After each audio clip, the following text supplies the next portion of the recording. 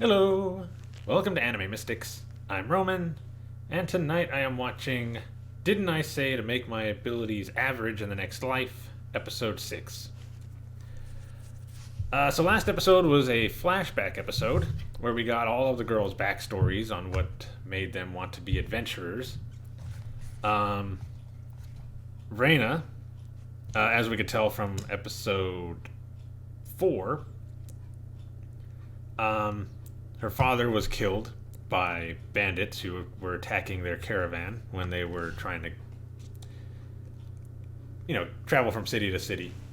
And she was saved at that point by a group of adventurers who took her in.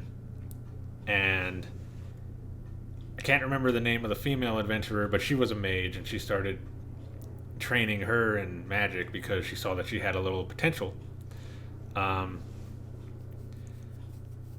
So they were hired to protect a caravan of merchants, and they were ambushed, but there were way too many bandits for them to fight off themselves, so they just gave up. However, I guess the leader of the caravan, who was in charge of all of the merchants, decided that it would be a lot better for them to, I guess, help save their lives if they let the bandits take Reina and just kill the adventurers. I don't know where that logic came from. They were going to leave them alone after they took their stuff, from what I saw. But this guy thought it would be a good idea to, I guess, make a deal on the side and give them the girl, and then they kill the adventurers, which they did. And then Reina snapped, killing the leader of the bandits and the leader of the caravan. The only one who was actually kind of sad about the backstory was Mavis. The others were just kind of like, oh, okay.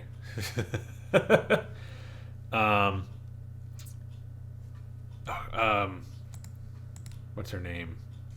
Pauline gave her backstory because Reina was saying that none of them understand how she feels about what happened, and Pauline was like, okay, well, I'll tell you my backstory then, where she was the daughter to a group of merchants, a really successful, like, merchant family, and her father was killed by, well, it was never proven, but he was definitely killed by this dude who wanted to take over.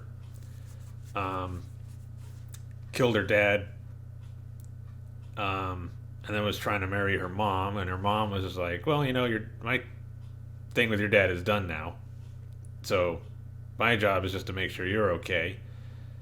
So yeah, I'm just gonna marry this guy, and we'll end up getting the thing back eventually. And Pauline was like, yeah, no, I'm going to do this on my own. And just went off to be an adventurer. Mavis, hers was not tragic at all. She is from a noble family. She had long hair, but ended up cutting it because, she wants to be a knight. Her father, and I think it was 3 brothers, loved her very much. And then she said one day she wanted to be a knight, but they said no, so she ran away to be a knight. That was it. And then Miles, or Mile, not Miles, Mile ended up telling them her backstory, minus the part about how she was killed in another world and brought to this one. But basically, she was also from a noble family who, I believe her mother died, and then her dad married this other woman who very much looked like the wicked stepmother from Cinderella. And she basically was being treated kind of like Cinderella, made to clean up everything and all that. And then she went to this really good school where she was again, trying to live a normal life. She ended up making a couple of friends who were actually there to kind of knock her down a few notches because they thought she was a little thought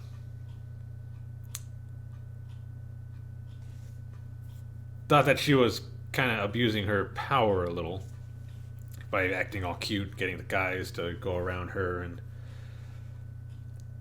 she went to go get a few chairs for them when they went to her room, and I guess the leader of the group was trying to find something that to kind of prove, look, she's as I'm saying she is, but couldn't find nothing.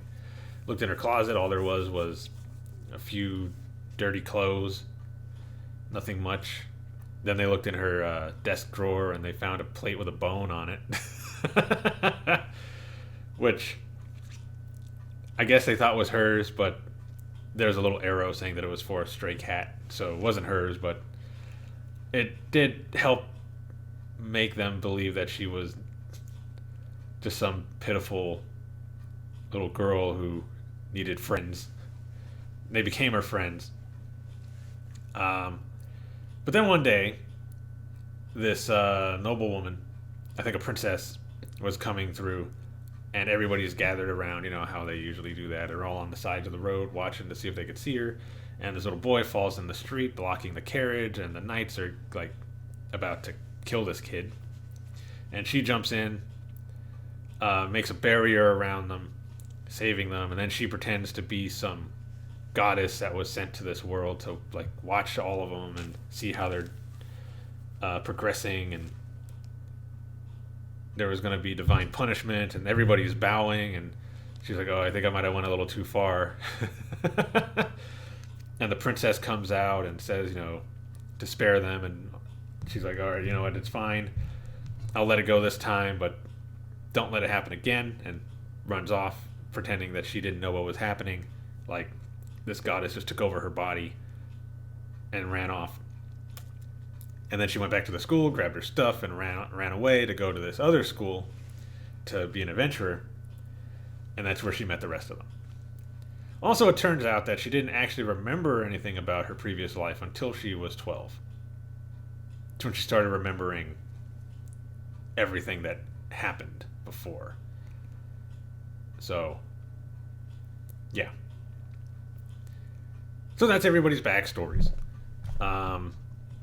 We didn't get an opening last time. I'm pretty sure we'll get an opening this time. But I don't know what they're going to do.